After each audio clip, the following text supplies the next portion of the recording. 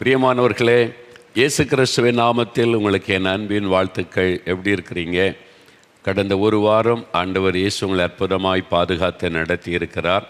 இந்த வாரத்திலேயும் இந்த ஜெபிக்கலமாக நிகழ்ச்சியில் நாம் சேர்ந்து ஜெபிக்க ஆண்டவர் நம்ம இணைத்திருக்கிறார். ஆண்டவருக்கு ஸ்தோத்திரம். உங்களை எல்லாம் பார்ப்பது, உங்கள் கூட சேர்ந்து ஜெபிப்பது எனக்கு அதிக சந்தோஷம். சரி, இந்த சந்தோஷமாக பாட்டெலாம் பாடினோம்ல, இப்போ சாட்சியே நம்ம கேட்க போகிறோம். உங்களுக்கு ஒரு அற்புதம் தேவை தானே? ஒரு சுகம் வேணும், விடுதலை வேணும், ஒரு ஆசீர்வாதம் வேணும், அப்படி தானே? இதுக்கு தான் நிகழ்ச்சியை பார்த்துக்கிட்டு இருக்கிறீங்கள. இன்றைக்கி இயேசு அற்புதம் செய்ய போகிறார். இன்றைக்கி திறப்பின் வாசல் ஜெபத்தில் அவ்வளவு அற்புதம் இயேசு செய்துட்டார். இயேசு கிறிஸ்துவ கூப்பிட்டாங்க. என்னென்ன மிராக்கிள்ஸ், அவுட்ஸ்டாண்டிங் மிராக்கிள்ஸ் வந்து இந்துக்கள் நாங்கள் முதல் முறையை வந்தோம், கேட்டுட்டு வந்தோம். அவ்வளோ சந்தோஷமாக வந்து சாட்சி சொல்கிறாங்க. இயேசு என்னை தொட்டுட்டார், எனக்கு விடுதலை, அவ்வளோ பெரிய சந்தோஷம், எவ்வளோ மிராக்கிள்ஸ். வர்ற நாட்களில் அதெல்லாம் உங்களுக்கு காண்பிக்கிறோம். சரியா? இயேசு கிறிஸ்து பட்சமாக அதெல்லாம் காட்டவே மாட்டார். இயேசுவே எனக்கு உதவி செய்யுங்க, நான் என்ன மதம், என்ன எண்ணம், நீ என்னை கூப்பிட்ற, சர்ச்சுக்கு வந்தியா நீ, அப்படிலாம் கேட்க மாட்டார். விசுவாசிக்கிறியா மகளே, என்னை நீ நம்புறியா, என்னை நீ விசுவாசிக்கிறியா, அவ்வளோதான் கேட்பார். எனக்கு என்ன தருவ, என்ன கொண்டு வருவ, 4 மாடிக்கு நடந்தே வர்றியா, காலில் செருப்பு இல்லாமல் நடந்து வா, 4 மாடிக்கு உனக்கு அற்புதம் செய்கிறேன், அப்படிலாம் இயேசு சொல்லவே மாட்டார். அவர் வந்து நான் உனக்காக சிலுவையில் எல்லாத்தையும் சுமந்து முடிச்சிட்டேன், இனி நீ உன்னை வருத்தப்படுத்தலாம் வேண்டாம், விசுவாசித்தா போதும், அவ்வளோதான். வீட்டில் இருந்து கொண்டே விசுவாசித்தாலே அற்புதம் தான். இப்போ பாருங்கள், சாட்சிகள் ஒரு 5 சாட்சி வாசிட்டு 2 சாட்சி வீடியோவில் பார்க்க போகிறீங்க. அப்புறம் உங்கள் அற்புதத்துக்காக ஜெபிக்க போகிறோம். நீங்கள் ஆயத்தமாக இருக்கணும். கவனமாக இந்த சாட்சியை கேட்டு எப்படி அவங்க ஜெபிச்சாங்க, எப்படி இயேசுகிட்ட கேட்டு பெற்றுக்கொண்டாங்க, இதை அறிந்து கொண்டு நீங்களும் ஜெபிக்கணும். அற்புதம் நடக்கும். நீங்கள் எந்த தேசத்தில் இருந்தாலும், நீங்கள் இலங்கையில் இருக்கீங்களா, மியான்மரில் இருக்கீங்களா, Singapore, Malaysia, America, Canada, Australia, New Zealand, வளைகுடா நாடு, எங்கே இருக்கிறீங்க, இருக்கிற இடத்துலேருந்து ஜெபிங்க. இன்றைக்கி அவங்களுக்கு அற்புதம் நடக்கும். சில சாட்சிகளை வாசிக்கிறேன். முதலாவது சாட்சியை பாருங்கள். சகோதரி லட்சுமி, திருநெல்வேலியிலேருந்து சகோதரி லட்சுமி. அவங்க என்ன எழுதியிருக்கிறாங்க பார்க்கலாமா? நான் இயேசுவை தெய்வமாக அறியாத ஒரு குடும்பத்தில் பிறந்தவள். என்னுடைய பக்தி மார்க்கத்தில் நான் மிகவும் பக்தியோடு இருந்து வந்தேன். என் மீது அருள் வரும். நான் சாமியாடி குறி சொல்லி இருக்கிறேன். இப்படி இருந்த எனக்கு கடந்த 10 வருடமாக மூச்சு திணறல் இருந்தது. நன்றாகத்தான் இருப்பேன். திடீரென்று மூச்சு விட முடியாமல் மூச்சு திணறி மயங்கி கீழே விழுந்து விடுவேன். 10 வருஷம் இந்த பிரச்சனை. எப்பொழுதும் என் கையில் ஒரு மாத்திரை இருக்கும். பாதிப்பு வரும்போது மாத்திரையை நான் வாயில் வைத்து கொண்டால் சிரமமில்லாமல் மூச்சு விட முடியும். அடிக்கடி இந்த பாதிப்பு எனக்கு வந்துவிடும். நான் வீட்டு வேலை செய்பவர்களின் வீடு ஒரு கிறிஸ்தவ வீடு. இந்த மகள் வீடுகளில் போய் உதவி செய்கிறார், வேலை செய்து அதில் வாழ்கிற மகள். ஒரு கிறிஸ்தவ வீடு. அங்கே போய் வேலை செய்யும்போது என்னுடைய பிரச்சனையை தெரிந்த அவர்கள், 10 வருஷமாக இந்த மகள் கஷ்டப்படுறாள் இந்த வியாதியில் அப்படின்னு சொல்லி என்னை ஜெபிக்கலாமாங்க நிகழ்ச்சியை கடந்த 1 வருடமாக தொடர்ந்து பார்க்க வைத்தார்கள். இந்த நிகழ்ச்சியை பாரு, இயேசு உனக்கும் அற்புதம் செய்வார், 10 வருஷமாக நீ கஷ்டப்படுறியம்மா அப்படின்னு அவங்க சொல்லி பார்க்க வச்சாங்க. நானும் அந்த நிகழ்ச்சியை பார்த்து தொடர்ந்து இயேசுவிடம் ஜெபம் செய்து வந்தேன். பெரிய ஆச்சரியம், அடிக்கடி பாதிப்புக்குள்ளாகும் என்னுடைய பிரச்சனை கடந்த 1 வருஷமாக வரவே இல்லை. 1 வருஷமாக தான் இந்த மகள் நிகழ்ச்சியை பார்த்து இயேசுக்கிட்ட ஜெபிக்கிறாங்க. அப்போ என்ன அர்த்தம்? அவங்க ஜெபிக்க ஆரம்பித்ததுமே இயேசு சுகம் கொடுத்துட்டார். 10 வருஷமாக இந்த வியாதிங்க ஆண்டவர் சுகம் கொடுத்துட்டார். 1 வருஷமாக இப்போ அந்த பிரச்சனை இல்லை. சீரான மூச்சோடு நான் இப்போ நன்றாக இருக்கிறேன், நல்லா மூச்சு விட முடியுது. ஒரு பிரச்சனை. இப்பொழுது இயேசுவை என் சொந்த இரட்சகராக தெய்வமாக ஏற்றுக்கொண்டிருக்கிறேன். எவ்வளவோ பக்தி வைராக்கியமாக இருந்த எனக்கு யாரும் தர முடியாத சந்தோஷத்தையும் சமாதானத்தையும் சுகத்தையும் 1 வருடமாக இந்த இயேசுதான் எனக்கு தந்தார். என்னை சமாதானத்தோடு வைத்திருக்கிற இயேசுவுக்கு நன்றி. இயேசு என்ன கொடுத்தாரு? மரம் மாற்றிட்டாரா இயேசு கிறிஸ்து?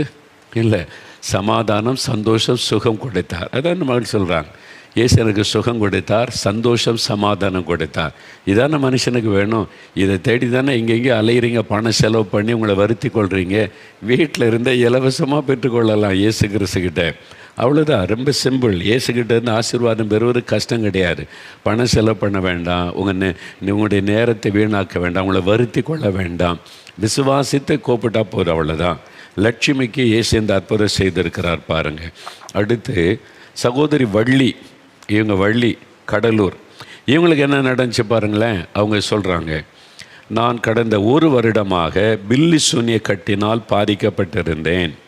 வயிற்று வலி வந்து சாப்பிடவே முடியாமல் போய்விட்டது. வீட்டுக்குள் இருக்க பயமாக இருக்கும். எந்த சுய நினைவும் இல்லாமல் வீட்டை விட்டு வெளியேறி எங்கு செல்கிறேன் என்று தெரியாமலேயே சுற்றி கொண்டிருப்பேன். என்ன பயங்கரம், வீட்டை விட்டு வெளியேறி தெருக்களை சுற்றிக்கிட்டே இருப்பாங்களாம் அந்த ஆவி, அந்த பில்லி சூனியத்தினால். பாருங்கள், அந்த சகோதரி, என் கணவர் என்னை தேடி வந்து அவர் தான் என்னை வீட்டிற்கு அழைத்து கொண்டு வருவார். அதிலிருந்து என்னை வீட்டிற்குள் வைத்து பூட்டி விட்டு தான் வெளியே செல்வார்கள். இவங்க அந்த பிசாசு எங்கேயாவது கொண்டு போய் அவங்கள கொண்டுட்டுன்னா அதனால் வீட்டுக்குள்ளே பூட்டி வச்சுருவாங்களாம். என்ன கஷ்டம் பார்த்தீங்களா, பிசாசனுடைய கிரியை பார்த்தீங்களா. அவங்க சொல்கிறாங்க, என்னால் எந்த வீட்டு வேலையும் செய்ய முடியாது, எனக்காக காரியங்களை கூட எனக்குரிய காரியங்களை கூட செய்து கொள்ள முடியாது. குளிக்காமல் பல நாள் போட்ட உடையோடு பட்டினியாகவே தனிமையில் உட்கார்ந்திருப்பேன். என்ன வேதனை இல்லை. ஒரு சகோதரி சாப்பிடாம ஒரு ரூமுக்குள்ளேயே அப்படியே உட்கார்ந்துருந்தா என்ன பயங்கரம். பிசாசு எவ்வளோ பயங்கரமானவன் பார்த்தீங்களா. அவன் மேலே தான் நம்ம கோபம் வரணும். ஏமாற்றுகிறவன் அந்த பிசாசு. தெய்வ மாதிரி காமிச்சிருவான். அவன் பொய்யன்னு பொய்க்கு பிதாவும். பொய் சொல்கிற ஆளை பார்த்து அறிந்து கொள்ளுங்க, அவனுக்கு பின்னால் பிசாசு கிரியை இருக்கிறது. அதனால தான் அவங்கள பொய் சொல்ல வைக்கிறது. சில ஆட்கள் மேடையில் பொய் சொல்லுவாங்க, பத்திரிக்கைகள் எல்லாம் பொய்யாக தான் இருக்கும், ஆனால் உண்மை மாதிரி பேசுவாங்க. அந்த ஆவி, அந்த பிசாசுக்கு பேர் அவன் பொய்யனும் பொய்க்கு பிதாவுமாக இருக்கிறான். இப்போ அவன் இந்த மகளை பாருங்கள் அப்படியே வீட்டுக்குள்ளேயே முடக்கி வைத்து விட்டான். அதனால் பல நாள் போட்ட உடையோடு பட்டினியாகவே இருப்பாங்களாம். இந்த சூழ்நிலையில் கடந்த 18ஆம் தேதி, போன 18ஆம் தேதி நேரலையில் நடந்த ஜெபிக்கலமாக நிகழ்ச்சி எங்கள் வீட்டில் டிவியில் ஓடிக்கொண்டிருந்தது. அவங்க டிவியில் யாரோ வச்சுருக்கிறாங்க. நம்ம ஜெபிக்கலமா நிகழ்ச்சி போன வாரம் 18ஆம் தேதி அபிஷேகத்துக்கு ஜெபிச்சோல்ல, அந்த இதில் வின்சென்ட் சிவகுமார் போய் செய்தி கொடுத்தாங்க. அதில் கடைசி ஜெப வேளையில் பரிசுத்தாவின் அபிஷேகத்திற்காக நீங்கள் ஜெபிக்கும்போது வெறுமையாய் பார்த்து கொண்டிருந்த என் மேல் தேவனுடைய வல்லமை பலமாக இறங்கினது. இதான் ஆவியானுடைய வல்லமை இறங்கினது. நான் அலறிக்கொண்டே கீழே விழுந்து வீடு முழுவதும் புரண்டேன். அந்த ஆவி, அசுத்த ஆவி, அந்த அவங்களை அலைக்கழித்த அந்த ஆவியானுடைய வல்லமை இறங்கின உடனே அந்த ஆவியால் இருக்க முடியல, அலைக்கழிக்கிறது. அப்படியே வீடு முழுதூரன் இருக்கிறாங்க. என்னை விட்டு பொல்லாத ஆவிகள், ஒரு ஆவியில் பல ஆவிகள் வெளியேறினதை நான் உணர்ந்தேன். என்று நான் விட்டு ஆவியை வெளியேறி போகுது. அந்த நொடியே என் புத்தி தெளிந்தது. இதாங்க அற்புதம். ஐயா, இப்படி அற்புதம் செய்கிற ஆண்டவரை பார்த்துருக்கீங்களா ஐயா? காசு கொடுக்காம, செலவு பண்ணாமல், உனக்கு தோஷம் இருக்குது, அதை செய்ய, இதை செய்ய, அங்கே போ, இங்கே போ, இப்படி செலவு பண்ண, அப்படிலாம் சொல்லாமல் வீட்டிலேருந்து இயேசுவேன்னு கூப்பிடுப்பா போதும், உனக்கு அற்புதம், இப்படி சொல்கிறத பார்த்து அதான் கடவுள். கடவுளுக்கும் பிசாசுக்குள்ள வித்தியாசத்தை நீங்கள் புரிந்து கொள்ளணும். அதனால் இங்கே பாருங்கள், என்னுடைய புத்தி தெளிந்தது.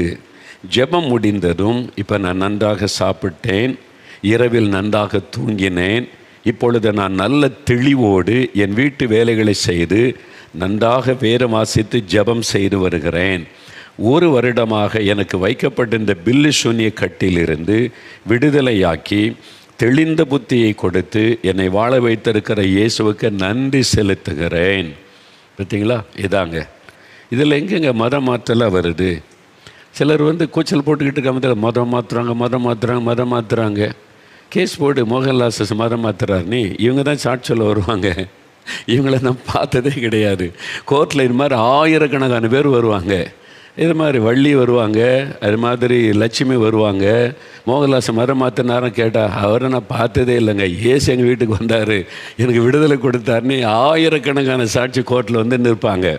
யார் என்ன மதம் மாற்ற? இதில் போய் அவங்களுக்கு வேலையே தான். மதத்தை வச்சு அரசியல் பண்ணுவார், விளையாடுவார், அதை வச்சு பணம் சம்பாதிப்பார். அவங்களுக்கு காசு கொடுக்குறாங்க, அதை வச்சுட்டு மதம் மாற்றோன்னு ஒரு காரியத்தை சொல்லி மக்களை குழப்புவார். எங்கே மதம் மாற்றுறாங்க? இது மாதிரி நீ யோசித்து பாருங்களேன், இதில் எங்கே மதம் மாற்ற ஏதாவது வருதா பாருங்கள். வள்ளி லட்சுமி அவங்களுக்கு விடுதலை, அவங்க இயேசுவை விசுவாசித்து அற்புதம் பெற்றுக்கொண்டு சந்தோஷமாக இருக்காங்க. இது பிடிக்கலையா அவங்களுக்கு? யோசித்து பாருங்கள். இந்த மரம் மாத்திரான்னு பேசுகிறான் பாருங்கள், அவெல்லாம் குடிகாரன் நிறைய பேர் இருக்கிறான். அவனை போய் பாருங்கள், எல்லாம் நிறைய பேர் மதுபான பிரியன், நிறைய குடிக்கிறவன். அவனுக்கு அதை விட முடியல, அதனால் நம்மளை திட்டிக்கிட்டு இருக்கிறான். அதனால தான் பாவம் அறியாமையினால் அவனையும் ஆண்டவர் மன்னித்து ரட்சிக்கிறதுக்கு நம்ம ஜெபிக்கணும். இங்கே பாருங்கள், லட்சுமி வள்ளி எல்லாம் எப்படி ஏசு அற்புதம் செய்கிறாருங்க. இதுக்கு தான் கடவுள் நமக்கு வேணும். நம்மகிட்ட இந்த காசு பிடுங்கிற ஒரு கடவுள் கிடையாது. அதை கொடு, இதை கொடு, அதை செய், இதை செய்யலை. உனக்கு இலவசமாக நான் விடுதலை தர்றேம்மா, பாவத்தை மன்னிக்கிறேன், சமாதானம் தர்றேன், விடுதலை தரேன்னு சொல்கிறார் பாருங்கள். எவ்வளோ ஒரு அற்புதமான ஆண்டவர் இருக்கார் பார்த்தீங்களா? அவர் தான். இவர் சர்வலோகத்தின் ஆண்டவர். அதனால் உங்களுக்கும் அவர் தான் ஆண்டவர். உங்களை நேசிக்கிறார். அவர் வித்தியாசம்லாம் பார்க்க மாட்டார். நீங்கள் ஆபத்தில் இயேசுவேன்னு கூப்பிட்டு பாருங்கள், அற்புதம் நடக்கும். இன்னொரு சகோதரி காந்த ரூபி, கேஜிஎஃப், கர்நாடகாவில் கேஜிஎஃப்னு ஒரு இடம் இருக்குல்ல, அங்கேருந்து அவங்க எழுதியிருக்கிறாங்க. என் மகனுக்கு திருமணமாகி 5 வருடம் குழந்தை இல்லாமல் இருந்தது. இயேசு கண்டிப்பாக குழந்தை தருவார் என்று விசுவாசத்தோடு காத்திருந்தோம். யாராவது எதையாவது சொல்லி நாங்கள் சோர்ந்து போகும்போதெல்லாம் இயேசு விடுவிக்கிறார் 24 மணி நேர ஜெப மையத்திற்கு தொடர்பு கொண்டு ஜெபித்து கொள்ளுவோம். இங்கே 24 மணி நேரமே ஜெபிக்கிறதுக்கு ஆட்கள் இருக்கிறாங்க, இரவும் பகலும். நீங்கள் அதிகாலையில் 2 மணிக்கு ஒரு பிரச்சனைனா கூட நீங்கள் ஃபோன் பண்ணி ஜெபித்து கொள்ளலாம். 3 மணிக்கு ஒரு வியாதி பிரச்சனை ஜெபிக்கணும், ஃபோன் பண்ணலாம், உடனே ஜெபிப்பாங்க. இங்கே நம்ம 4 மாவடி சென்டர்லேயே இருப்பாங்க, இரவும் பகலும் ஜெபித்து கொண்டே இருப்பாங்க. ஏன்னாங்க 24 மணி நேரமும் ஜெபம் நடந்துக்கிட்டே இருக்கும். ஒரு பக்கம் 24 மணி நேரம் ஒரு கூட்ட மக்கள் ஜெபிப்பாங்க, இன்னொரு பக்கத்தில் 24 மணி நேரம் துதி ஆராதனை, ரெண்டுமே இங்கே நடக்கிறது. ஒரு பக்கம் ஃபோனில் காத்திருப்பாங்க, நீங்கள் ஃபோன் பண்ணால் ஜெபிப்பதற்கு, ஜெப உதவி செய்ய. உங்களுக்கு ஜெபிக்கிற ஃபோன் நம்பர் பாருங்கள், இந்த ஸ்க்ரீனில் காமிக்கிறாங்க பாருங்கள். தமிழில் நீங்கள் பேசி ஜெபிக்கணும்னா அதுக்கு 2 நம்பர் இருக்குது. கன்னட மொழி தான் எனக்கு தெரியுங்க, தமிழில் பேச முடியாதுன்னா அதுக்கு ஒரு ஃபோன் நம்பர். அவங்க பெங்களூர்லேயே 24 மணி நேரமும் ஜெப மையம் இருக்கிறாரு. ஹிந்தி தான் எனக்கு தெரியும், ஹிந்தியில் தான் ஏதாவது நான் பேசி ஜெபிக்கணுன்னா சென்னையில் 24 ஹவர்ஸ் ப்ரைஸ் சென்டர் இருக்கிறது, சென்னையில் ஹிந்தி பேசக்கூடிய மக்களுக்காக. தெலுங்கு தான் எனக்கு தெரியும் அப்படின்னா தெலுங்கில் அந்த நம்பருக்கு நீங்கள் கால் பண்ணிங்கன்னா அங்கெல்லாம் சென்னை, அப்புறம் பெங்களூரு, 4 மாவடி 3 இடத்துலையுமே 24 மணி நேரமும் ஜெபிக்கிறதுக்கு ஆட்கள் இருப்பாங்க.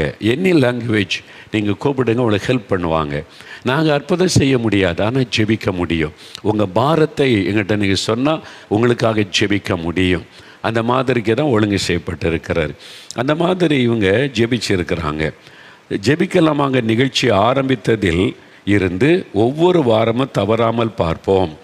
ஒவ்வொரு ஜெப வேளையிலும் என் மருமகளின் தலை மீது கை வைத்தும் வயிற்றின் மீது கை வைத்து நான் ஜெபித்தேன். எங்கள் உறவினர்கள் தெரிந்தவர்கள் விதவிதமான மருந்துக்களை சொல்லியும் என் மருமகள் கூட அதை பார்க்க வேண்டும் என்று நினைத்தது இல்லை. வருடங்கள் கடந்தாலும் இயேசுவின் மீது நாங்கள் வைத்த விசுவாசம் குறைந்து போகவில்லை. எங்கள் குடும்பம் முழுவதுமே இயேசுவின் மீது விசுவாசத்தோடு காத்திருந்த எங்களை இயேசு வெட்கப்படுத்த விடவில்லை. என் மருமகள் கற்பம் தரித்து இந்த மாதம் 16ஆம் தேதி ஒரு அழகான ஆண் குழந்தையை பெற்றெடுத்தாள். இப்பொழுது எங்கள் குடும்பத்தின் சந்தோஷத்திற்கு குறைவே இல்லை. 5 வருடமாய் வெறுமையாய் விசுவாசத்தோடு காத்திருந்த எங்களுக்கு என் மகன் மற்றும் மருமகளுக்கு குழந்தையை கொடுத்து ஆசீர்வதித்த இயேசுவுக்கு நன்றி. நீங்கள் காத்திருக்கீங்களா? 10 வருஷம், 15 வருஷம், சோர்ந்து போகாதங்க. இன்றைக்கு இயேசு உங்களுக்கு குழந்தை செல்வத்தை கொடுத்து ஆசீர்வதிக்க உங்களை ஆசீர்வதிப்பார். சரி, அடுத்து இன்னொரு சகோதரர் எபினேசர், திருச்சி, அங்கிருந்து ஒரு அவுட்ஸ்டாண்டிங் மிராக்கிள் நடந்திருக்கு. அற்புதம் என்பது நம்ப முடியாதது, அதான் அற்புதம். அப்படிப்பட்ட எத்தனையோ சாட்சிகளை வாசிக்கிறேன்ல, இங்கே பாருங்கள். சகோதரர் எபினேசர், திருச்சி. நன்றாக இருந்த என் மனைவிக்கு திடீரென இந்த மாதம் 2ஆம் தேதி வயிற்று வலி ஏற்பட்டது. தாங்க முடியாத வலியோடு தான் மருத்துவமனைக்கு சென்றோம். ஸ்கேன் எடுத்து பார்த்ததில் பித்தப்பையில் 4 கற்கள் இருக்கிறது. அறுவை சிகிச்சை செய்துதான் கற்களை எடுக்க வேண்டும் என்று மருத்துவர்கள் கூறினார்கள். பித்தப்பையில் அதில் கல். சோர்ந்து போன நிலைமையில் ஜெப உதவிக்காக 4 மாவடியில் உள்ள இயேசு விடுவிக்கிறார் 24 மணி நேரம் ஜெப மையத்திற்கு அவங்க தான் ஃபோன் பண்ணியிருக்காங்க. ஃபோன் செய்து ஜெபிக்க கேட்டுக்கொண்டேன். ஜெப மையத்தின் ஒரு சகோதரி என் மனைவிக்காக ஜெபித்துவிட்டு அற்புத பெருவிழா நேரலையில் ஒளிபரப்பாகிறது. நீங்கள் நிகழ்ச்சியை பார்த்து ஜெபம் செய்யுங்கள். இயேசு நிச்சயம் உங்களுக்கு அற்புதம் செய்வார் என்று சொன்னார்கள். நாங்களும் அற்புத பெருவிழா நிகழ்ச்சியை பார்த்தோம். ஜெப வேளையில் நீங்கள் ஜெபிக்கும் போது உங்களோடு இணைந்து நாங்களும் கண்ணீரோடு ஜெபம் செய்தோம். ஒவ்வொரு மாதமும் முதல் ஞாயிற்றுக்கிழமை அற்புத பெருவிழா இதே நிகழ்ச்சி 7லேருந்து 9:30 வரைக்கும் நிறைய பேர் பார்க்குறீங்க. இந்த மாதத்தில் அவங்க பார்த்து ஜெபிச்சிருக்கிறாங்க. ஜெபம் முடிந்ததுமே என் மனைவியனுடைய வயிற்றில் உள்ள வலி நின்று விட்டது. அப்படியே வலிச்சுக்கிட்டு 4 கல்லுன்னா எப்பொழுதும் வலி தாங்க முடியாது, வலி நின்று விட்டது. என் மனைவி சரீரத்தில் இருந்த எல்லா பலவீனமும் நீங்கி நல்ல சுகம் உண்டாகிவிட்டது. சில நாள் கழித்து மருத்துவமனைக்கு சென்று மறுபடியும் ஸ்கேன் எடுத்து பார்த்தபோது உங்கள் மனைவியின் பித்தப்பையில் கற்கள் ஒன்றும் இல்லை, எந்த ஆப்ரேஷனும் தேவையில்லை என்று சொல்லிவிட்டார்கள். இயேசு உண்மையில் அற்புதர். சரிங்களா? 4 கல்லை காணோம். முதல்ல ஸ்கேன் எடுத்த போது 4 கல் இருக்கு பித்தப்பையில். அந்த வலி தாங்க முடியல. அற்புத பெருவிழாவில் ஜெபிக்கிறாங்க. இயேசு தொட்டு விட்டார், கல் மறைந்து விட்டார். ஆப்ரேஷன்னா ஒரு தேதி குறிப்பாங்க, அதுக்கு போகணும். எல்லா டெஸ்ட்டும், பிளட் டெஸ்ட்டு, அந்த டெஸ்ட் எல்லாம் பண்ணி ஹார்ட் பீட் எல்லாம் நார்மலாக இருக்கான்னு பார்த்து அப்புறம் ஒரு நாள் குறிப்பாங்க. ஆஸ்பத்திரியில் தங்கணும், அனஸ்தீசியா கொடுப்பாங்க, அதுக்கு ஒரு டாக்டர் வருவாங்க, மயக்கத்தில் வச்சு அப்புறம் ஆப்ரேஷன். சில மணி நேரங்கள் ஆகலாம். முடிஞ்ச பிறகு தையெல்லாம் போட்டு மயக்கம் தெளிஞ்சு எழும்பி அதுக்கு மருந்து மாத்திரை பொண்ணாருக்கெல்லாம் கொடுத்து அப்புறம் நல்லா இருக்கான்னு கேட்டு சுகமாக்கி வீட்டுக்கு வர சில நாட்கள் பல ₹1000 ஆஸ்பத்திரிக்கு பணம் கட்டணும். இவ்வளோ இருக்குது. இங்கே ஆஸ்பத்திரிக்கும் போகலை, கத்தியும் படலை, தையலும் போடலை, பணமும் கட்டலை, இலவசமாக நிமிஷத்தில் சுகம். That is Jesus. அதாங்க இயேசு. அந்த இயேசுனார் அந்த அற்புதம் நடக்கணும் தான் தைரியமாக அவரை சொல்கிறேன். அவர் தான் மெய்யான ஆண்டவர் என்று. அவர் அந்த மாதிரி அற்புதம் செய்கிறதுக்கு யாராவது காட்டுங்க எனக்கு. ஷோ காமிப்பாங்க சும்மா. என்னைக்கோ நடந்ததும்பான். அந்த காலத்தில் நடந்துச்சான், அந்த காலத்தில் நடந்துச்சான், 1000 வருஷத்துக்கு முன்னாலேயும் 10,000 வருஷத்துக்கு முன்னாலேயும்பா. இன்றைக்கி இந்த வேதனை மாற்றுகிற கடவுளை காட்டுங்க ஐயா. இன்றைக்கு இப்படி அற்புதம் செய்கிற ஒரு கடவுளை நீங்கள் தேடி பாருங்க ஐயா. அந்த இயேசுவை சொல்கிறவங்களுக்கு இலவசமாக சுகம் கொடுக்குற ஆண்டவர். காசெல்லாம் கொடுக்க வேண்டாங்க. விசுவாசித்து ஜெபம் பண்ணி பாருங்கள். அவர் உங்கள் பக்கத்தில் தான் இருக்கிறாருன்னு சொல்கிறேன். அவ்வளோதான் இந்த இயேசு. வேண்டான்னா அப்போ அவ்வளோதான். இயேசு யாரையும் கட்டாயெல்லாம் படுத்த மாட்டார். இதில் கட்டாய மதம் மாற்றம் பண்ணுறாங்கன்னு பேசுகிறான் பாருங்க வாய்க்கிளியே. ஐயா, கட்டாயமாக யாருங்க மாற்ற முடியும்னு நினைக்கிறேன்? உன் பிள்ளை கூட உன்னால் மாற்ற முடியாது. ஒரு கட்சிக்கு ஓட்டு போடுற உன் பிள்ளைய நீ விரும்புகிற கட்சிக்கு ஓட்டு போட வைக்க முடியாது. அப்புறம் எப்படி மதம் மாற்ற முடியும்? புத்தி இருக்குதா? யோசித்து பாரு. ஒரு கட்சிக்கு ஓட்டு போடுற ஓம் பிள்ளைய இன்னொரு கட்சிக்கு போட்டு போட வைக்க முடியாது ஒன்றால். எப்படி முடியும்? அவன் விரும்புகிற ஆளுக்கு தான் ஓட்டு போடுவான். அதுவே இருக்கும்போது எப்படி மதம் மாற்ற முடியும் கட்டாயமா? புத்தி இல்லாதவன் பேசுகிற வார்த்தை இது. சும்மானாலும் இது இங்கே இருக்குது. இயேசுன்ற ஒரு அற்புதமான ஆண்டவருங்க. உங்களை நேசிக்கிறவர், உங்களுடைய வேதனை பார்க்கிறவர், உங்களுக்கு அற்புதம் செய்கிறவர். கட்டாயம் கிடையாது. வேணும்னா இயேசுக்கிட்ட. இயேசு கட்டாயப்படுத்தலையே. நீ விரும்பினா என்கிட்ட வா, நான் சுகமாக்குற. வேண்டான்னா ஓகே. இயேசு பயமுறுத்தல மாட்டார். பயமுறுத்தி அடிமைப்படுத்தி வர்றியோ போறியோ அப்படி இல்லை. கடவுள் கிடையாது. அவர் அன்பானவர். தகப்பனை போல, பிள்ளைகளைப் போல நம்மை நேசிக்கிறவர். எவ்வளோ அற்புதம் செஞ்சுருக்கார் பாருங்களேன். ஆச்சரியம் இல்லைன்னு கற்பனை பண்ணி பாருங்கள். இவங்க திருச்சியில் இவங்களை நான் பார்த்ததே கிடையாது. இந்த அற்புதங்கள் இங்கே வாசிக்கிற அற்புதத்துக்கு எனக்கு சம்பந்தமே கிடையாது. இவங்களை நிறைய பேர் நான் பார்த்ததே கிடையாது. அவங்க இயேசுவை கூப்பிட்டாங்க, இயேசு அற்புதம் செய்தார். அவ்வளோதான். அந்த இயேசு எங்கே இருக்கிறார்? இப்போ உங்கள் வீட்டில் இருக்கிறார், உங்கள் பக்கத்தில் இருக்கிறார். அவரை தேடி எங்கே போகணும்? எங்கே போக வேண்டாம். அவங்க வீட்டிலேருந்து கேளுங்க, அற்புதம் நடத்துவார், செய்வார். அவ்வளோதான். அதான் நடந்திருக்கிறாரு பாருங்கள். பித்தப்பையில் உங்களுக்கு ஆப்ரேஷன் தேவையில்லை, கல்லை இல்லைன்னு டாக்டர்ஸ் ஆச்சரியப்பட்டாங்க. இப்போ இயேசு உண்மையில் அற்புதர். அறுவை சிகிச்சை செய்துதான் கற்களை எடுக்க வேண்டும் என்ற சூழ்நிலையில் எந்த மருத்துவமும் இல்லாமல் ஒரு நாள் ஜெபத்தில் அற்புதமாய் கற்களை நீக்கின இயேசுவுக்கு நன்றி. என்ன இருக்காங்க எபினேசரியா ஃபோட்டோ போட்டிருக்கோம்ல. சும்மா இதில் அவங்க அட்ரஸ் இருக்குது, ஃபோன் நம்பர் இருக்குது. சந்தேகம் இருந்தால் சொல்லுங்கள், போய் பாருங்கள். அவங்களே சொல்லுவாங்க என்ன நடந்தது என்று. நாங்கள் விசாரிக்காமல் உறுதிப்படுத்தாமல் சாட்சியை வாசிக்க மாட்டோம். இயேசுக்கு கள்ள சாட்சியெல்லாம் தேவையில்லை. சிலர் கள்ள சாட்சி சொல்லி தன்னை பிரபலப்படுத்தினாங்க. அவெல்லாம் எனக்கு அட்ரஸே இல்லை, ஊழியத்தில் இல்லை, அவ்வளோதான். அந்த மாதிரிலாம் ஆண்டவர் அப்படிப்பட்ட ஆட்களை ஆசீர்வதிக்க மாட்டார். அவன் ஊழியெல்லாம் நிற்கவும் நிற்காது. உண்மையான சாட்சி அதுதான் சொல்கிறாங்க. இன்னொரு சாட்சி பாருங்களேன், ஒரு அற்புதமான காரியம். சகோதரி இந்திரா, நாகர்கோயிலேருந்து சகோதரி இந்திரா அவங்க ஒரு அற்புதமான ஒரு சாட்சி சொல்லியிருக்கிறாங்க. இதே மாதிரி பிரச்சனை உங்களுக்கு இருக்கலாம் பாருங்கள். நான் இயேசுவை அறிந்தவள், என் கணவர் இயேசுவை அறியாதவர். எங்களுக்கு திருமணமாகி 26 வருடங்கள் ஆகிறது. 26 வருடமாக குல தெய்வத்திற்கு கொடுக்க வேண்டிய வரியை நாங்கள் கொடுக்கவில்லை. எனக்கு கடந்த 6 வருடமாக தோல் வியாதி இருந்தது. சரீரம் முழுவதும் பூச்சி கடி போல தடித்து அரிப்பு வந்துவிடும். சொரிந்ததும் தோல் வெடிக்க ஆரம்பித்து விட்டது. உள்ளங்காலில் உள்ளங்கையின் தோல் வெடித்து அடிக்கடி இரத்தமும் வரும். உள்ளங்கை உள்ளங்கால் தோல் வெடித்த இரத்தம் வருமா. 6 வருஷம். என் சரீரத்தை பார்க்கவே விகாரமாக இருக்கும். எப்பொழுதும் துணி வைத்து யாருக்கும் தெரியாமல் மூடி வைத்திருப்பேன். கை காலை துணி வச்சு மூடி வச்சிருப்பாங்களாம். மருத்துவமனையில் தொடர்ந்து சிகிச்சை எடுத்தாலும் 4 நாட்கள் கேட்கும், மறுபடியும் அரிப்பு வந்துவிடும். இந்த அலர்ஜிக்காக வாரம் 4 ஊசி போட்டு வந்தேன். என்ன சிகிச்சை எடுத்தும் ஒரு நிரந்தர தீர்வு இல்லாமல் இருந்தது. என்னுடைய பிரச்சனையை அறிந்த என் உறவினர்கள் குல தெய்வத்திற்கு கொடுக்க வேண்டிய வரியை கொடுக்காததால் தான் இந்த வியாதி உனக்கு வந்துள்ளது என்று பேசினார்கள். வரி கொடுக்கும்படி எங்களை வற்புறுத்தினார்கள். ஆனாலும் நான் மரித்தாலும் பரவாயில்லை, கொடுக்க மாட்டேன், நான் இயேசுவை தான் உறுதியாய் பிடித்திருப்பேன் என்று உறுதியாய் மறுத்துவிட்டேன். கிறிஸ்தவங்கன்னா அப்படி தான் இருக்கணும். இருமனதோடு இருக்கக்கூடாது. நோய்க்கும் பாரு, பேய்க்கும் பாரு, அதை செய் இதை செய், அப்படி கிடையாது. சில சொல்லுவார், நாங்கள் பரந்த மனசு, எல்லாத்தையும் தெய்வமாக ஏற்றுக்கொள்வோம். ஆனால் கிறிஸ்தவங்களுக்கு அப்படி இல்லை. கிறிஸ்தவங்களுக்கு இந்த வேத புஸ்தகம் தான் சட்ட புஸ்தகம். இந்த வேதத்தில் ஆண்டவரை சொல்லி கொடுத்திருக்கிறார், ஒன்றான மெய் தேவன், அவரை விசுவாசிக்கணும். முழு உலகத்துக்கு ஒரு ஆண்டவர், ஒன்றே குலம், ஒருவனே தேவன். நம்ம தமிழ்நாட்டு தலைவர் சொன்னாங்களே, இதுதான் எங்களுக்கு பைபிள் சொல்லுகிற சத்தியம். ஒரே கடவுள், ஒரே இனம், ஜாதியெல்லாம் கிடையாது. எங்களுக்கு ஜாதி நம்பிக்கை கிடையாது. இல்லை கிறிஸ்தவன் ஜாதி அவன் கிறிஸ்தவனே கிடையாது. ஜாதியை பற்றி ஒருத்தன் பேசினா அவன் கிறிஸ்தவனே கிடையாது. அவன் ஊழியக்காரனுக்கு லாய்க்கு இல்லாதவன். அவங்க பாஸ்டார்கள்லாம் சுவிசேஷம் யாரானு இருக்கட்டும், ஜாதியை பற்றி பேசினா அவனுக்கும் இயேசுக்கும் சம்பந்தம் கிடையாது. எங்களுக்கு வேதம் போதிக்கிறது ஒரே கடவுள், ஒரே இனம், எல்லாரும் ஒரே இரத்தத்தினால் உண்டானவர்கள், ஒரே மனிதன் ஆதாமிலிருந்து வந்தவர்கள். அதான் எங்களுக்கு வேதம் போதிக்கிறாரு. அதை நாங்கள் விசுவாசிக்கிறோம். ஆனால் மற்றவங்களுடைய விசுவாசம் அப்படி இருந்தால் நாங்கள் யாரையும் குற்றப்படுத்துவது கிடையாது. அது அவங்கவுங்களுடைய விருப்பம். இது பாருங்கள், இவங்க உறுதியாக நின்றுட்டாங்க. இல்லை, நான் இயேசு விசுவாசிக்கிறேன், வேறு இதுக்கெல்லாம் வரி கொடுக்க மாட்டேன் என்று சொல்லி.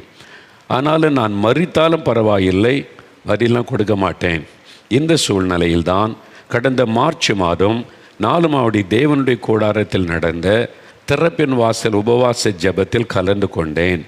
ஜெப வேளையில் என்னுடைய தோல் வியாதிக்காக நான் ஜெபித்து கொண்டிருந்த அதே நேரத்தில் நீங்கள் என்னுடைய பெயரை சொல்லி உன்னுடைய தோல் வியாதியை ஆண்டவர் இயேசு குணமாக்கி உன்மேல் இருக்கும் பரம்பரை சாபத்தை மாற்றுகிறார் என்று சொன்னீர்கள். ஆச்சரியமாக இருக்குல்ல? எனக்கு இந்த சாட்சியை வாசிக்கும் போது ஆச்சரியமாக இருக்குது. அவங்க திறப்பின் ஜெபத்தில் 50,000 பேர் உட்கார்ந்துருக்குறாங்க. அதுக்குள்ளே உட்கார்ந்து அவங்க ஜெபிக்கிறாங்க. ஆண்டவர் பேரை சொல்ல, இந்திரான்னு பேரை சொல்கிறார். அவனுடைய வியாதி சொல்கிறார், தோல் வியாதி. கரெக்டாக அந்த வியாதி சொல்கிறார். சொல்லிட்டு ஆண்டவர் சொல்கிறாரு, அது ஒரு சாபத்தில் வந்தது, பரம்பரை சாபம். அதை நான் இயேசு மாற்றுகிறார். அது எனக்காகவே சொல்லப்பட்டது என்று நான் விசுவாசித்தேன். விசுவாசத்தோடு இயேசுவை துதிக்கவும் ஆரம்பித்தேன். ஜெபித்த நாளில் இருந்து என் உடம்பில் இருந்த ஊறல் நின்று விட்டது. அதுதான் கவனிக்கணும். பேர் சொல்கிறாங்க, வியாதி அதெல்லாம் இருக்குல்ல, எத்தனை பேர் இருப்பாங்க அந்த பேரில். பேர் சொல்லலாங்க. அந்த வியாதி சுகமாகணும்ல. அந்த நிமிஷத்துலேருந்து வியாதி போயிட்டே. இதாங்க இயேசு செய்கிற அற்புதம். நின்று விட்டார். உள்ளங்கால்களில் இருந்த வெடிப்புகள் முற்றிலும் இப்பொழுது இல்லை. இப்பொழுது அலர்ஜிக்காக நான் போட்டு வந்த ஊசியை நிறுத்திவிட்டேன். எந்த மருந்து மாத்திரை சாப்பிடுவதில்லை. நான் நல்ல சுகத்துடன் இருக்கிறேன். 6 வருடமாக என் மீது இருந்த சாபத்தை நீக்கி பரிபூர்ணமான சுகத்தை கொடுத்த இயேசுவுக்கு நன்றி சொல்லுகிறேன். பார்த்தீங்களா, எவ்வளோ அற்புதமான காரியம். இன்றைக்கு உங்களுக்கு அந்த வியாதிக்கு என்ன காரணம் இயேசுவுக்கு தெரியும். நீ கூட என்னைகளை சாப பரிகாரம் பண்ணுங்க, தோஷம், அதனால் பரிகாரம் பண்ணுங்கன்னு சொல்லியிருக்கலாம். அதுக்கு 1000 கணக்காக பணம் வேண்டாம், இலவசம். இயேசுவே இந்த பாவ தோஷத்தை மாற்றுங்க, சாபத்தை மாற்றுங்கன்னு ஜெபம் பண்ணுங்க, விடுதலை தான். வேறு ஒன்றும் நீங்கள் செய்ய வேண்டாம். Simple prayer. அவர் தகப்பன், நீங்கள் பிள்ளைகள். அப்பான்னு கூப்பிட்டு எஸ்ஸப்பா ஒரு விடுதலை கொடுத்துருங்க அப்படி இவங்களுக்கெல்லாம் செஞ்சுருக்கீங்களே எனக்கு செய்யுங்கன்னு கேளுங்க, இன்றைக்கு அற்புதம் செஞ்சிருவார். சரி, இப்போ 2 சாட்சி வீடியோவில் பார்க்க போகிறீங்க. ஒன்று சகோதரி சோஃபியா, மூணாறு, கேரளா மூணாறில் இருந்து. வினோதமான காரியம் பாருங்களேன். நீங்கள் அதுக்காக சாட்சியை கேட்டிங்கன்னா, என்ன சினிமாவில் தான் இப்படிலாம் காமிப்பாங்க, என்ன சினிமா மாதிரிக்கு நினைப்பீங்க. ஆனால் உண்மை இப்படி இன்றைக்கும் நடக்கிறது. பலர் பாதிக்கப்பட்டிருக்காங்க. அவங்களுக்கு என்ன நடந்தது அப்படின்னு பாருங்களேன். சகோதரி சோஃபியா, மூணாறு, அவங்க சாட்சியை முதல்ல கேளுங்க. எப்படி இருக்குல்ல, ஆச்சரியமாக இருக்குல்ல. இப்படியெல்லாம் ஒன்று நடக்குமா? உருவம் நிற்குது, கீழே வரைக்கும் முடி இருக்குது, பேசுது, தொடுது, டச் பண்ணி பயமுறுத்துது, செத்து போன்னு சொல்லுது. பிசாசு இன்றைக்கி தீவிரமாக கிரியை செய்கிறான்.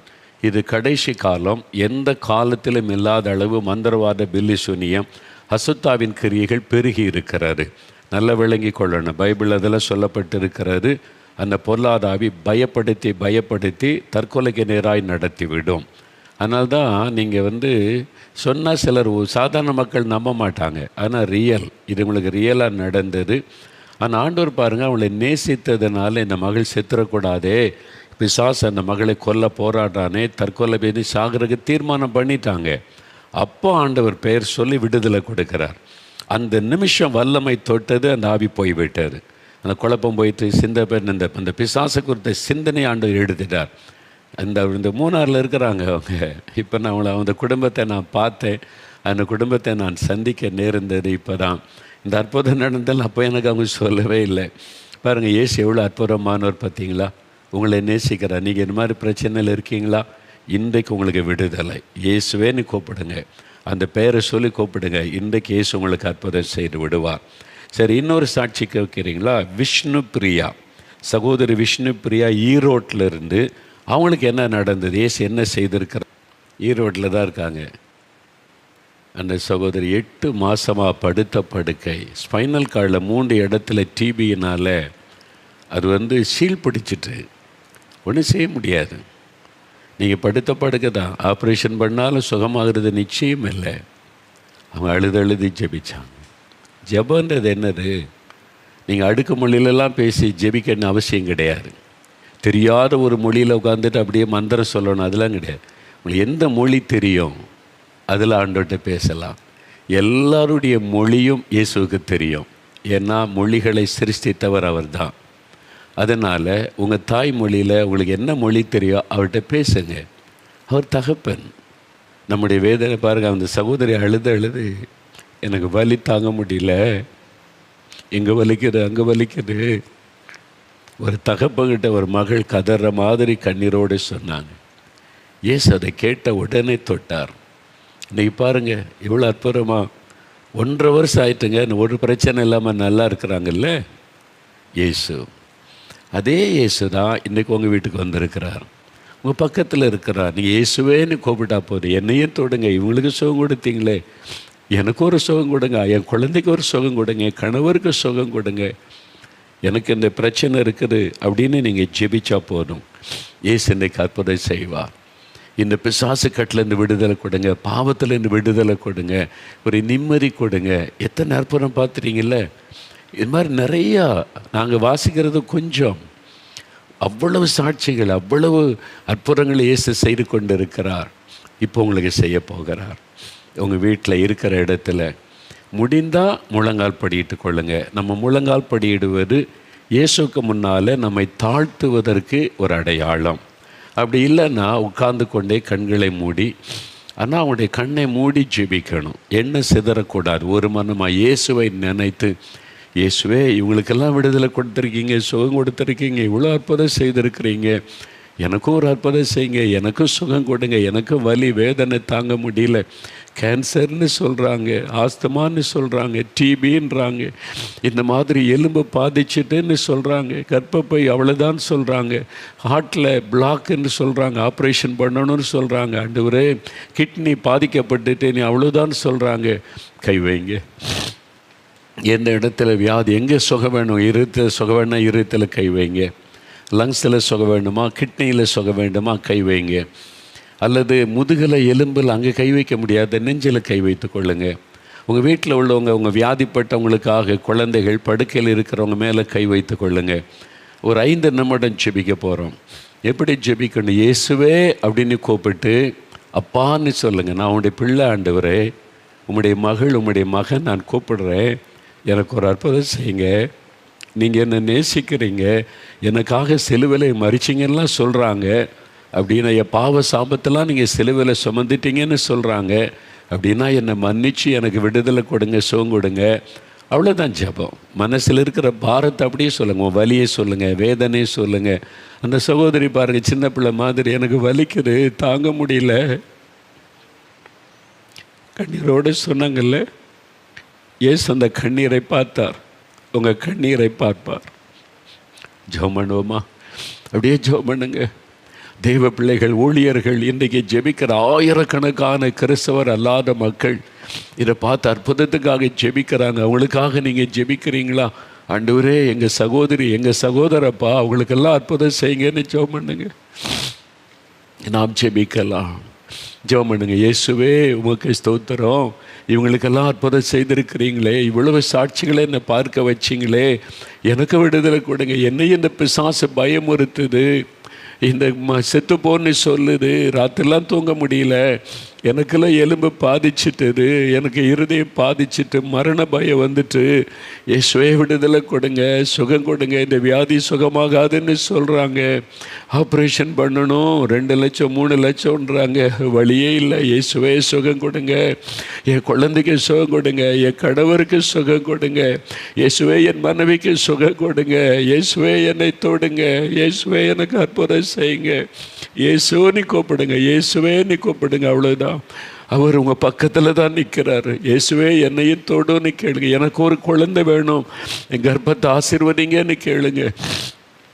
யாருமே உங்கள் பக்கத்தில் இருந்து அவங்க மேலே கை வைத்து ஜெபம் பண்ணுங்க. இயேசுவேன்னு ஜெபம் பண்ணுங்க, ஜெபம் பண்ணுங்க, ஜெபம் பண்ணுங்க. இயேசுவே தொடும். தகப்பனே, கண்ணீரோடு ஜெபிக்கிறாங்கப்பா, கண்ணீரோடு ஜெபிக்கிறாங்கப்பா. வேறு யாருக்கிட்ட போவாங்க இந்த ஜனங்கள்? இவங்களை நேசிக்கவுமை தவிர வேறு யார் இருக்கிறாங்க? ஆண்டவரே, இவங்களுக்காக பாவ சாபங்களை சிலுவையில் சுமந்தீங்களே, வேறு யார் இவங்களுக்கு அற்புதம் செய்ய முடியும்? ஆண்டவரே, இந்த பிள்ளைகளுடைய கண்ணீரை பாருங்க. அழுதுகிட்டு கண்ணீரோடு ஜெபிக்கிறாங்க, வியாதி படுக்கையில் இருந்து ஜெபிக்கிறாங்க, குழந்தைகளை வைத்து கொண்டு அழுகிறாங்க. அந்த தாயினுடைய கண்ணீருக்கு இறங்குங்க. என் கணவருக்கு உயிர் பிச்சை கொடுங்க ஆண்டவரே அப்படின்னு கூப்பிடுறாங்களே, அந்த மகளுக்கு ஒரு அற்புதம் செய்யுங்க, அற்புதம் செய்யுங்க, ஒரு அற்புதம் செய்யுங்க ஆண்டவர். அவங்களுக்கு அற்புதம் செய்யுங்க. அந்த குழந்தைக்கு ஒரு அற்புதம் செய்யுங்க. அந்த கணவருக்கு சுகம் கொடுங்க. அவனுடைய சிறுநீரகத்தை தொடுங்க, அவனுடைய இருதயத்தை தொடுங்க. அற்புதம் செய்யுங்கப்பா. பிசாசு கட்டிலேருந்து விடுதலை கொடுங்கப்பா. ராத்திரிலாம் தூங்க முடியல, பயப்படுத்திக்கிட்டே இருக்குது, செத்து போன்னு சொல்லுது. அந்த பொருளாத பிசாசு விலகட்டும் இயேசுவின் நாமத்தில். இயேசுவே விடுதலை கொடுத்துருங்க, விடுதலை கொடுத்துருங்க, விடுதலை கொடுத்துருங்க ஆண்டவரே, விடுதலை கொடுத்துருங்கப்பா. நன்றி இயேசுவே, என்னை தொடுங்க, எனக்கு விடுதலை தாங்க. உங்கள் கண்ணீரை இயேசு பார்க்கிறார், உங்களுடைய உடைந்த உள்ளத்தை இயேசு பார்க்கிறார். இயேசுவே எனக்கு அற்புதம் செய்யுங்கன்றதை இயேசு பார்க்கிறார், இயேசு பார்க்கிறார், இயேசு பார்க்கிறார். இயேசு உங்களை தொடுகிறார். இப்பொழுது அநேகரை தொடுகிறார், அநேகருக்கு விடுதலை கொடுத்து கொண்டு இருக்கிறார். விடுதலை பெற்றுக்கொண்டு வர்றீங்க. இயேசுடைய கரம் தொடுகிறது, உங்களை விடுதலை பெற்றுக்கொண்டு வர்றீங்க. இயேசுவுக்கு நன்றின்னு சொல்லுங்கள். நல்ல தம்பி, நல்ல தம்பின்ற ஒரு சகோதரன் ஜெபிக்கிறீங்க. எலும்பு பாதிக்கப்பட்டு படுக்கையில் இருந்து கொண்டு என்னையும் நடக்க வைங்க இயேசுவேன்னு ஜெபிக்கிறீங்க. இயேசுடைய கரம் உங்களை தொடுகிறது. நல்ல தம்பி என்கிற சகோதரன் இயேசு உங்களை தொட்டு குணமாக்குகிறார். இயேசுவின் தழும்புகளால் குணமாகிறீங்க. இயேசுவுக்கு நன்றி சொல்லுங்க. மாரிமுத்து, மாரிமுத்து என்கிற ஒரு ஐயா ஜெபிக்கிறீங்க. நீங்கள் ஒரு குடிசைக்குள்ளே உட்காந்து ஜெபிக்கிறத நான் பார்க்குறேன். குடிசைக்குள்ளே உட்காந்து நீங்கள் அந்த சின்ன டிவி பெட்டிக்கு முன்னால் உட்காந்து பார்த்து கொண்டு இருக்கிறீங்க. இயேசுவே எனக்கும் ஒரு விடுதலை கொடுங்க, சுகம் கொடுங்கன்னு சொல்கிறீங்க. இயேசுடைய கரம் உங்களை தொடுகிறது ஐயா. உங்களுடைய சரீரத்தை பாதிக்கிற அந்த பொல்லாத சாப கட்டு அறுக்கப்படுகிறது. அந்த உங்களுடைய முன்னோருடைய பாவம், ரத்தம் சிந்துதலினால் உண்டான சாபம் அது உங்களை தாக்கி இருக்கிறது. அதனால் அந்த அசுத்தாவி உங்களை கொல்லும்படி போராடுகிறது. அந்த சாப கட்டு அறுக்கப்படுகிறது. பிசாசின் கட்டிலிருந்து விடுதலை, பயத்திலிருந்து விடுதலை, அந்த நோய் உங்களுடைய சரீரத்தை தாக்கி இருக்கிற நோயிலிருந்து விடுதலை. இயேசுவுக்கு நன்றி சொல்லுங்க, நன்றி சொல்லுங்க. ஆண்டவருடைய கரம் தொட்டு விடுதலை செய்து கொண்டு இருக்கிறதற்காக இயேசுவுக்கு ஸ்தோத்திரம், இயேசுவுக்கு ஸ்தோத்திரம், இயேசுவுக்கு ஸ்தோத்திரம்.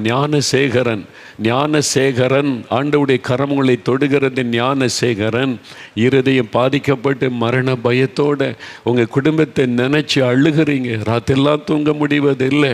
உங்கள் பாக்கெட்டில் எப்போமோ மாத்திரை வச்சுக்கிட்டே வாழ்ந்து கொண்டு இருக்கிறீங்க. எப்போ மரணமோ என்கிற பயம். உங்களுடைய இருதயத்தில் கை வைங்க. இயேசுடைய இருதயத்தை தொடுகிறார், இருதயத்தை தொடுகிறார். புது இருதயத்தை இயேசு உங்களுக்கு தருகிறார். மரணக்கட்டு மாறுகிறது. இயேசுவுக்கு நன்றின்னு சொல்லுங்க, இயேசுவுக்கு ஸ்தோத்திரம் அப்படின்னு சொல்லுங்க, இயேசுவுக்கு ஸ்தோத்திரம். வாய் திறந்து சொல்லுங்க. இயேசுடைய தள்ளும்புள்ள கரம் உங்களை தொடுகிறது. அஸ்வினி என்கிற ஒரு மகள் ஆண்டவருடைய கரவனை தொடுகிறது. மகளே, அஸ்வினி என்கிற ஒரு மகள், ஆண்டவரே எனக்கு யார் இருக்கிறாங்க? ஒரு அனாதையை போல நான் இருக்கிறேன். என் பாரத்தை புரிந்து கொள்ளக்கூட எனக்கு யாரும் இல்லை, என் துக்கத்தை சொல்லக்கூட யாரும் இல்லைன்னு அழுது கொண்டிருக்கிற மகள் அஸ்வினி, இயேசுடைய கரவனை தொடுகிறது. மகளே, அந்த மரண போராட்டம் மாறுகிறது. உனக்கு விரோதமாக எழும்புகிற அந்த பொல்லாத ஆவியின் கிரியை இயேசுவின் நாமத்தில் அழிக்கப்படுகிறது. சிந்தனையில் போராடுகிற அந்த ஆவி, மனக்குழப்பம், மன அழுத்தத்தை கொண்டு வருகிற ஆவி விலகுகிறது இயேசுவின் நாமத்தில். உனக்கு விடுதலை மகளே. இயேசுவுக்கு ஸ்தோத்திரம் என்ற ஆண்டவரை மகிமைப்படுத்த மகளே. இப்பொழுது இயேசுவின் தழும்புகளால் குணமாகி கொண்டு இருக்கிறீங்க. இயேசுவுக்கு நன்றி, இயேசுவுக்கு நன்றின்னு ஆண்டவரை துணிங்க. இப்பொழுது ஆண்டவர் தொடுகிறதற்காக நன்றி. விடுதலை கொடுக்கிறேன் நன்றி. ஜெமிமா என்கிற ஒரு மகள் உங்கள் மேலே ஆண்டவருடைய கரம் வைக்கப்படுகிறது. மகளே, இயேசுடைய வல்லமை உன் கர்ப்பப்பையில் இறங்கி வருகிறது. கர்ப்பப்பை பாதிக்கப்பட்டுட்டு அதை எடுக்கணும், அப்போ தான் நீ உயிர் பிழைக்க முடியும்னு சொல்கிறாங்க. ஆனால் நீயோ ஒரு வாலிப மகள், திருமணமே ஆகலை, கர்ப்பப்பை எடுக்கணுன்றாங்களே, நீ அழுகிறாய். இயேசுடைய கரம் உன்னை தொடுகிறது மகளே. இயேசுவின் நாமத்தில் உனக்கு சுகம், உனக்கு அற்புதமான சுகத்தை இயேசு இன்று முதல் தருகிறார். இயேசுவுக்கு ஸ்தோத்திரம். நீ ஆண்டவரை மகிமைப்படுத்து. இயேசுவின் தழும்புகளால் நீ குணமாகிறாய். இயேசுவுக்கு நன்றி சொல்லி பொழுது ஆண்டவர் தொட்டதற்காக உமக்கு நன்றி. கிருஷ்ணவேணி என்கிற மகள், உன்னுடைய கண் பாதிக்கப்பட்டிருக்கிறது மகளே. உன் கண் பார்வை மங்கி கொண்டே வருகிறது. பார்வை பாதி இழந்து விட்டாய். நரம்பு பாதிக்கப்பட்டிருக்குது, அவ்வளவுதான் சொல்லிட்டாங்க. அதனால நீ மனம் உடைந்து நிற்கிறாய். இயேசுவின் தழும்புள்ள கரம் உன் கண் நரம்புகளை தொடுகிறது மகளே. இயேசுவின் நாமத்தில் உனக்கு சுகம். இயேசுவே உன் கண்களை தொடுகிறார், அந்த நரம்புகளை தொட்டு குணமாக்குகிறார். இயேசுவுக்கு ஸ்தோத்திரம் என்று சொல், உனக்கு விடுதலை. இயேசுவுக்கு ஸ்தோத்திரம் என்று சொல். இப்பொழுது காயத்ரி என்கிற மகள், உன்னுடைய ஜெபம் கேட்கப்படுகிறது மகளே.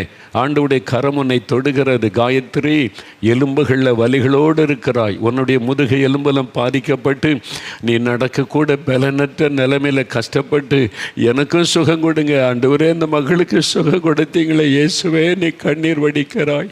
இயேசுடைய தழும்புள்ள கரம் உன்னை தொடுகிறது மகளே. சுகத்தை பெற்றுக்கொள்கிறாய். இயேசு உன்னை நேசித்து உன்னை குணமாக்குகிறார். இயேசுவுக்கு நன்றி. ஒரு தாய் ஒரு சின்ன குழந்தையை மடியில் வைத்து கொண்டு அழுகிறீங்க. குழந்தையினுடைய இருதயத்தில் ஓட்டை இருக்கிறது, ஆப்ரேஷன் பண்ணணும்னு டாக்டர் சொல்லிட்டாங்க.